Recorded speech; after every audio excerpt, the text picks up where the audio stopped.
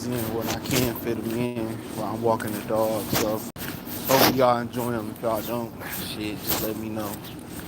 And but yeah, man, Cade Cunningham got paid. The Isaac Okoro rumors I talked about a couple of weeks ago. Now Woolver Sports talking about it. Um, so we talk about that until it started raining hard. Hopefully he used the bathroom sooner than later. But uh, but yeah, Cade got paid. I think it's 224, 225, 226, something like that. It can be up to $269 million, depending on actually depending on if he makes an All NBA team next year. So I think if he made one this year, I mean, in the first few seasons, uh, he probably would have been eligible for that Supermax or whatever. So I ain't 100% sure on that. But he got a 1-year window, so it's a lot of incentives next year for him to win. So to be on an All NBA team, he could put up a lot of phenomenal numbers for the Pistons next year. But they got to win, and it's not. I mean, I ain't gonna say it's that hard not to win, but if they can make the playoffs and he could put up the same numbers or a little bit better numbers than he putting up, um, then I believe that I believe that stop. I believe that he can make an All NBA team next year. The bar is set so low. I know the league is a little bit harder, all that type stuff, but the bar is set so low. Sorry if I'm picking up dog shit. So the bar is not set high for them. So they can make they can make the playoffs legitimately without the play-in, and he could put up a little bit better, decent numbers. He can make all third NBA team at least, because a lot of people is gonna want to see. It's gonna be they be looking for a storyline. So for the Pistons to go from worse to a fifth seed, and possibly a seventh seed, I think a lot of people are gonna want to see that. So I think the storyline behind that, I think a lot of people are gonna be interested in that, man. So it's always good to see a brother get paid. Let me say that first and foremost.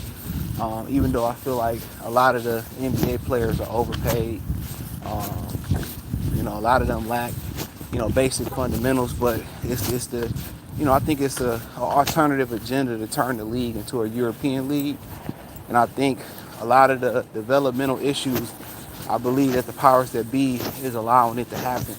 But you know what? That's a story for another day.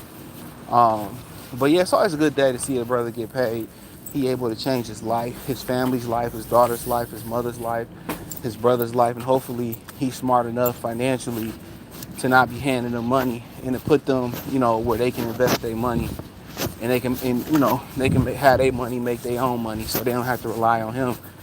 Because believe it or not, 200, even if he make the All NBA team next year, $269 million, that ain't no money. That could be gone.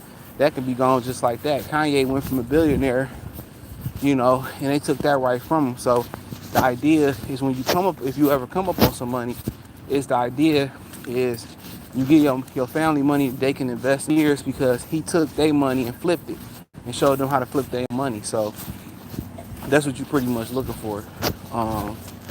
But yeah, it's always a good day to see a brother get paid, change his family life, change his girlfriend life, baby mama life, whatever he got going on. That's always great to see. So shout out to the Cunningham family. It's a great day for them. I might not necessarily feel like he deserved the money. I'm a wins and losses type of guy. And there's a lot of excuses going around saying that he didn't have talent. I disagree with that. They had plenty of talent to do better than what they did. It went from they should win 30 to 35 games to they don't have no talent. It's because the organization has failed. Not only Cade Cunningham, it's usually just, it's Cade Cunningham. No, they failed all them young guys, and they've been failing to develop younger players for years. And we know that. Why you always want to go do what you want to do? They've been failing to develop younger players for years, and that's been an issue. And that's been a huge issue for the Detroit Pistons. So development is the key. That's one thing that Taraj and Langdon, first thing he did was bring in that shooting coach. They lack the basic development skills. So, but like I continue to say, it's not. I don't put the blame on Cade Cunningham. I put the blame on the organization of Monty Williams last year. I just feel like he did a lot better under Dwayne Casey as well too. And like I continue to say, giving him this contract is more about projecting where he's going to be in 2, 3, 4, 5 seasons. It's not about where he's at, it's where he's going to be at. But the Pistons have to help him get to where he needs to be at.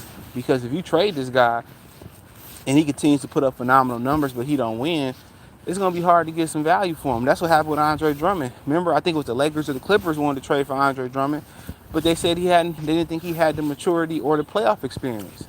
So they were saying that he didn't have the playoff experience to, he didn't have the playoff experience to help them out. So then again, we end up getting like a couple second round picks for Andre Drummond, if that. So you feel what I'm saying? So, at the end of the day, it's about projecting where Cade Cunningham's gonna be and where he gonna be at, what's gonna determine where he's gonna be at. I think he's gonna do what he needs to do as a man and as a player, as a constant professional. I've seen interviews with his brother. He seems to be a constant professional. They're gonna do what they're gonna do what they're gonna do. It's all about the organization. Is the organization is gonna allow this man to be the professional he needs to be? And I believe Troy Weaver put the pieces around them for them to be more successful than what they were. That's my opinion. I just think, in the NBA, these coaches are cookie cutters. It's all one size fit all.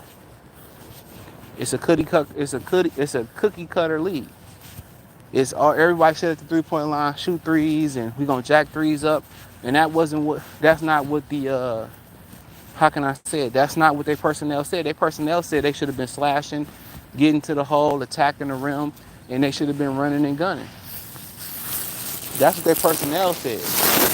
They should have been running and gunning. No, stop. He running. Come here. Sit. Let the people see you. Sit. Thank you, sir. But yeah, that's what it's going to determine. You got a bunch of great athletes. Why you sitting them at the 3-point line? Get out there and run. Get out there and cut to the rim. That ain't nothing. Why ain't Ivy really slashing to the rim? Why ain't Ivy setting up Cade Cunningham? Why he ain't setting up Cade Cunningham in a 2-man game while Cunningham got a smaller guard? They lack creativity. These coaches is lazy, but today, in their defense, a lot of reason why they lazy is because they can't coach these kids no more. You try to coach them, they get you fired. So I feel them on that. So they just let them play a wild game. No structure. Everybody's just jacking up threes, And you got Jalen Duren, who need to be learning how to defend the paint and pick and rolls and getting better with his back to the basketball, to the basket. Shoot a 10 to 15 foot jumper. Those are the type of things that he should be doing. And they got him out there shooting fucking threes with what's the coach from Michigan name? John Beeline. He jacking up threes and shit. Like, come on. What are we doing? What are we doing? So, but yeah, Cade Cunningham, man, is really going to determine that bread. Is really going to be determined by it's really going to be determined how the Pistons what the Bickerstaff do. Langdon has already done a great job of surrounding him with great talent. So yeah, he's done a great job of surrounding him with great talent already. So, but like I continue to say, man,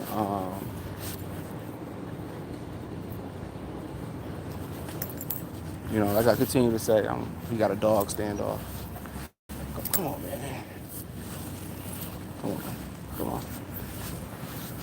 But yeah, that's what it boiled down to. The personnel. They didn't play to their personnel strength last year. So this whole disclaimer, he don't have no help. These are the people who don't watch the game, bro. He gotta. If you gonna make that type of money, or you gonna be the point guard of the Pistons, you gotta make somebody else better. You gotta make somebody else better, man. And that's just the God honest truth. You gotta make somebody else better. Who has he made better? Nobody. So he got to be in a position to do so. But like I said, it's a lot of issues with a lot of these guys not knowing how to play without the basketball. Needing the basketball to determine if they're gonna be good or not. So we'll see. But it's an investment. You have to protect your investment. When you get a car, when you invest into a house, or you get a mortgage, they make you get insurance. So, um, what are they gonna do with the insurance? Come on, I'm not going over there. Come on, man, stop playing with me. Dogs will get in trouble. But how they gonna protect the insurance? So JB Bickerstaff, Tarajan Langdon is the insurance. They're the development. What's the shooting coach? I'm pretty sure they played him a pretty penny to leave New Orleans to come to Detroit. These are the guys that's the development. That's why I got a video coming talking about Jaden Ivey is gonna be the odd man out. Him and Stewart. They determined that they're gonna build this thing around Cade Cunningham. So Ivy don't fit. If Cade is gonna have the ball in his hand, then you don't need Ivy. You're just gonna need guys that stretch the floor out and shoot. Simple as that. So I just feel that me personally, I wouldn't have paid him. I'd have traded his ass. And I know everybody gonna say, "Oh, you tripping." I just see things that y'all see. I see things that y'all refuse to see. Y'all look at stats. I look at how ain't nobody got better with him. I look at how he can't stay healthy. Um, and like I said before, I think the team was a lot better, without him. That's just my opinion. It don't make it a fact. But I watched him play enough this year to know maybe in a different situation he'd be an all-star by now. But in this situation, how they just gave it to him, gave him the franchise, take it. Do what you want to do with it. When you that young, he don't know what it is to earn shit. Like most of these players, they don't know what it is to earn shit. You gave him a whole franchise and he ain't got to do a goddamn thing to get paid, to earn it or nothing. The Ivy was bound down to him, or he's our best player. He's the leader. What the fuck he do to be a leader?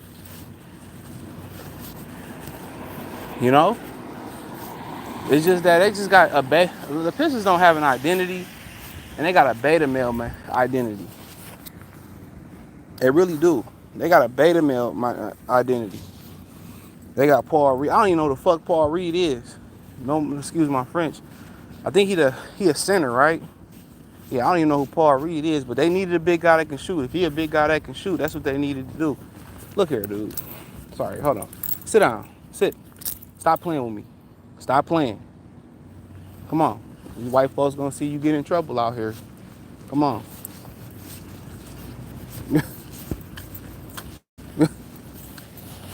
I will tie you to somebody's doorstep and knock on their door and run.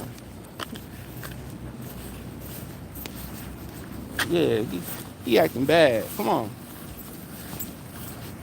I will drop you off at Susie's house. You can live with Susie. You can live with Beth Ann or whatever. For sure. I save a whole bunch of money a month without your ass. Respectfully. I agree, we need a good veteran point guard. Cade's turnovers come with youth, high ball usage, youth. You gonna have high turnovers. That just come with the game. I think he need to tighten his handles up a little bit, but he a big guard. That come with the game, to be honest. But his inability to how to get everybody else involved is the problem for me. He don't get nobody else involved. The ball stick in his hand too much. And when you don't get people involved, when people get lethargic, people don't move or they don't cut, they don't run the floor. And another thing, they don't run a lot because he's slow as hell. He's slow as hell. They don't run a lot. So when they need to get out there and do a fast break, they give him the ball off the rebound. You know what I'm saying? He's still at half court. Them ninjas at the basket. So he's slow too. So as a primary ball handler, he ain't getting up and down the court like he needs to. He not getting people involved. He just too aggressive scoring. He just like the great value brand of Luka. I'm telling y'all, Luka being as good as he is, it only works because he's a great basketball player. He's the exception, not the rule. But for him to win a championship and people to want to play with him, he's going to have to learn how to play without the basketball and trust his teammates. Cade Cunningham, the ball just sticking in his hand too much. I say it again and again and again. Hold on. I say it again and again and again. The ball, it just stick. It stick. It stick too much. If they're able to get that ball, get them moving without the ball, get them moving on screens, posting guys up. Him and Ivy, realistically, that should work. Sharing the ball handling responsibilities, tighten up their ball handling. You know, Ivy got to get better defensively. Cade do too. In theory, it should work. But if we gonna have everybody sitting at the 3-point line, don't be surprised they don't get rid of Duran too and find a big fella that can shoot the ball. You know, they tearing down the whole franchise for a guy, in my opinion. I just don't see him being like, even I don't see a Jason Tatum like that neither. He's so fucking overrated. Like, it ain't nothing against him. I don't see him being that good. Now, him and Brown together, you build around them together. But he not better than Jaylen Brown. It ain't even close. It ain't even close in my opinion. Jaylen Brown just take a back seat to him. Now, if they was to get Cade, let's say Cade and Ivy did work, or Cade and Duran work, and they built around them together, I would agree with that. But just building around Cade Cunningham to me is wild. That's like the fucking Clippers something about after they found out Michael Olowokandi was ass, we gonna still build around the Candy man. You out your fucking mind. You out your mind. I don't care about numbers. That's y'all problem. I don't give a fuck about numbers. Assists don't tell the whole story. Just because you got assists, it don't mean you made nobody better. That's what I'm trying to tell y'all. Y'all looking at numbers. Come on, Miles. Y'all looking at he about to get in trouble. But y'all looking at numbers. Oh, he was set. Who did he make better? Nobody got better. Anybody can go out there and rack up assists and all that. It don't mean you got guys in the right set. It don't mean you got guys running the plays. It don't mean you got guys that's running with a pep in their step. They know they're gonna get the basketball. You making the game easier for them. Chauncey made the game easy for everybody. Jason Kidd made the game easy for everybody. John Stockton made the game easy for everybody. Cade Cunningham, who got better? Who literally got better? Who's getting better? They got worse. Come on. They got worse. That's what y'all say. Oh, he averaged this, they got 14 wins. So what does being 7th in assists got to do with anything? He was 7th in assists on a bad team that nobody had a career year. Nobody was good. When Kidd was in Jersey, everybody did good. Man, Kerry Kittles looked like a fucking superstar.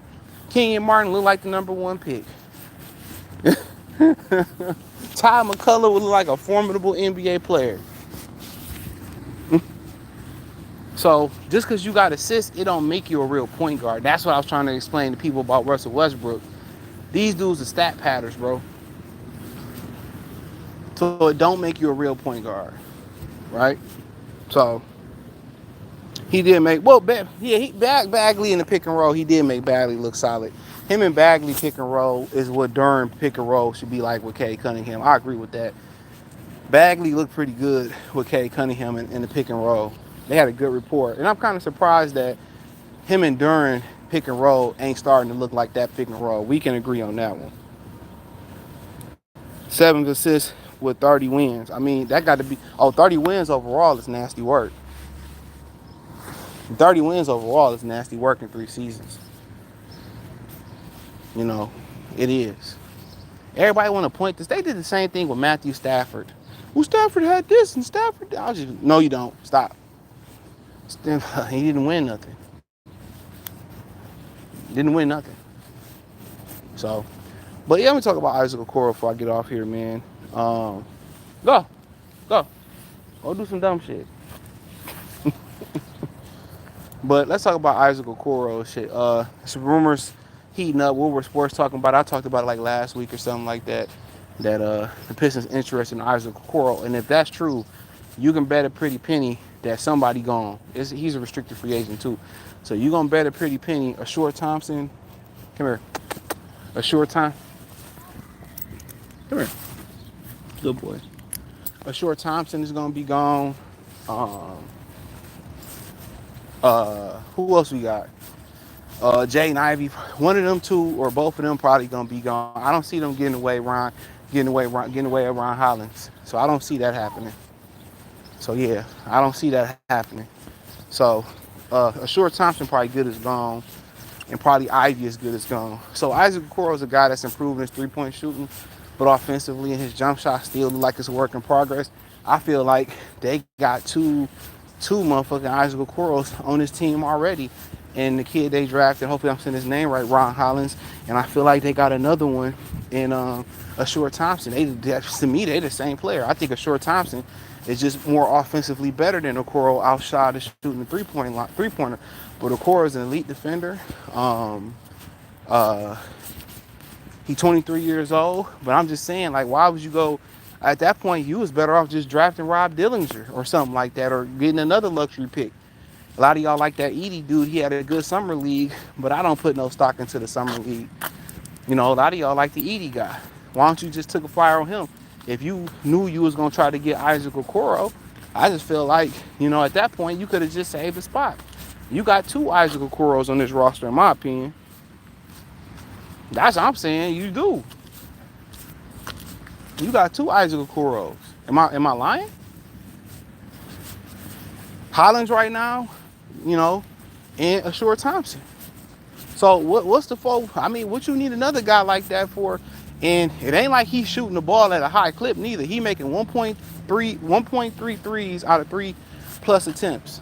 So I don't really understand it. That just would tell me that it's a trade on the way. That's exactly what that'll tell me. It tells me that a trade is on the way. So Thompson getting traded, Ivy getting traded, you know, and I don't think they would trade the rookie. And by rule, there's a window where they got to trade him or they can't trade him. Because I remember they traded Andrew Wiggins in the summer league. So yeah, I don't understand bringing in Isaac Okoro unless you're gonna move a Short Thompson. So I don't understand that. Holland might damn near be Diallo.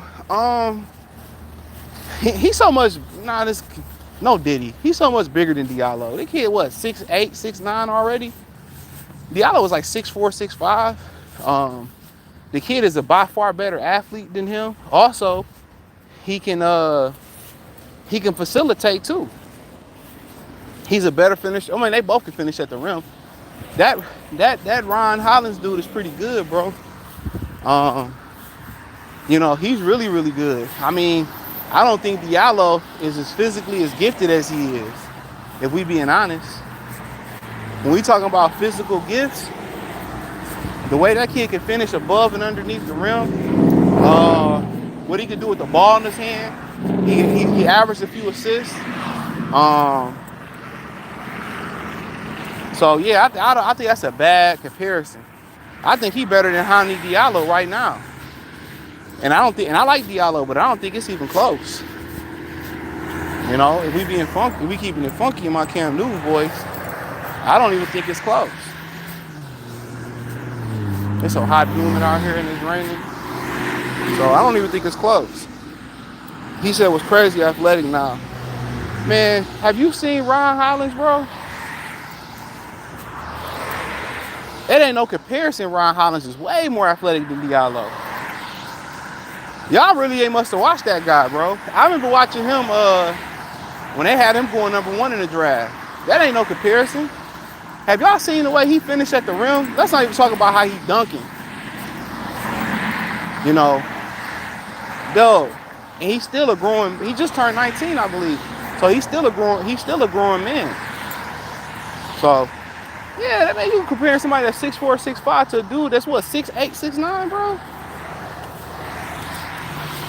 And the way he getting out on that break is nasty, bro. And the way he finishing, man, the way he finishing, if he get an offensive game, it's over with. So that's why I understand why they even entertain Isaac Okoro. That don't make no sense to me.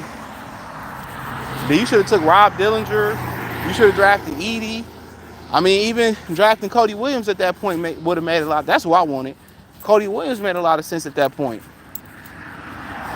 Because he can shoot and he can score right away. And eventually his frame, he's going to be able to grow into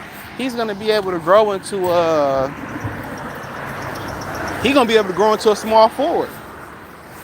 Or he can play the two. So he kind of gave me Paul George and Brandon Ingram vibes, but that Ron Hollins guy, I see why they drafted him. The ability to handle the rock a little bit, facilitate. He's an elite athlete.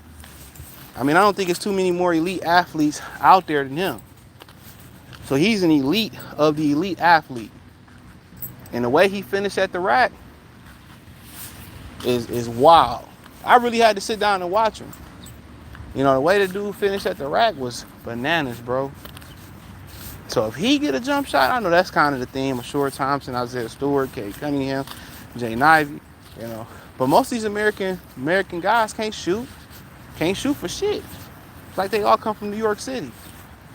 From New York City, they got all them double rims and them motherfuckers still can't shoot. He said, well, oh my God, bro. I'm gonna snip y'all boy balls off. He got all this sniffing and this territorial shit. It got to go. It got to go. His balls got to go so he can have regular walks. But yeah, he said, yeah, and Stewart might be gone. If they got Paul Reed, yeah, he probably gone. If Paul Reed is center. He said the thing is, will anybody take on Stewart? Yeah, that contract ain't shit. Stewart contract is a breeze. Stewart contract it's not a long contract compared to what these. It was a bargain deal. Somebody take that contract with ease, bro. That ain't no. I don't know. Well, and like the Hawks pulled out for Brandon Ingram too. So the Hawks said no to Brandon Ingram because they didn't want to give up Clint Capella and they didn't want to pay him. So it's really like possibly Golden State and Utah might be only teams that's in the mix for Brandon Ingram. So the Pistons might can get him for. They probably can get him for a bargain deal, to be real. So, but Isaiah Stewart contract ain't shit. Compared to a guy like John Collins, his contract ain't shit at all. So, I like to see them go. If they can't get Brandon Ingram, they want to get another wing. I like to see DeAndre Hunter, man. I like him a lot too. Another guy that don't need the ball in his hand, good defender, strong kid. He got another bargain contract. He just got paid. I still think he got some all-star potential, really good role player. So, but that kid they got in Atlanta, Jalen Johnson, oh, that boy the truth. Yeah, that boy the truth. That Jalen Johnson got the truth, bro. So, but I don't really see them. I mean, if they get Ingram, it's going to be because nobody else wanted to pay Ingram. He had the life-threatening blood clots in his leg. Then he ain't ever healthy in New Orleans. So you would be investing over $400 million, especially if Cade made an All-NBA team next year, and Ingram and Cade Cunningham, and neither one of them got a history of being healthy. So, once again, neither one of them got a history of being healthy. So, you're going to invest that type of money in them. I think, depending on who they're able to keep, I think it could work if you're able to keep a Short Thompson and, you're able to keep Ron Hollins behind them. So when they go down, you got two guys that can, Marcus Sasser that can really feel, can really step in, when they have their maintenance days and when they injured. So, so if you can keep Thompson and Hollins, with Cade and Sasser with Cade and Brandon Ingram, I think that's a win, to be honest. Because when they go down, you can just put them guys in there. But that's a lot of money tying up between two guys that historically have not been able to stay healthy. So that's a lot of money. So when you're talking about, going to get them two guys, You giving up a lot of money, bro. You giving up. I mean, you giving up. You taking a lot of risks, a tremendous amount of risk. So he said, "What if we just got Paul Reed?" I don't know much about Paul Reed. I think he might be a big fella, so they could shoot it. It ain't Nas Reed, but I'll take Paul Reed apparently. You know, that's but um, well, there was a rumor they're looking to get rid of Duran or Stewart, and 4 hours later, Paul Reed. So they not getting rid of Duran. I'll say that right now, unless it's a Clint Capella coming back or something like that. The thing is, so he said, like you didn't pay Paul Reed 2 years, $60 million third string singer. Truly think they're getting rid of Stewart or Duran. Why would they get rid of Duran? That's what I'm trying to figure out. If they get rid of Duran, it got to be another center coming back. Paul Reed is not a starting caliber center, so it got to be another center coming back. That's my think about it. It got to be another center coming back, bro. Duran is a starting caliber. So if they getting rid of Duran, that means it got to be something big in the works. A Trae Young trade, a Brandon Ingram trade, or something like that. So if they getting rid of Duran, it got to be a larger deal in place, and not that deal they had with New York neither. So we'll figure it out though. He said y'all would be dumb to trade Thompson to key to y'all success. Hurt perfect big man. So he ain't Paul Reed ain't coming in here starting. Now, if you traded for Nas Reed, you would think Nas could start at the 4. That would have been different. So, but that's all I got. As I walk back into the crib, man, I'll do more of these more often.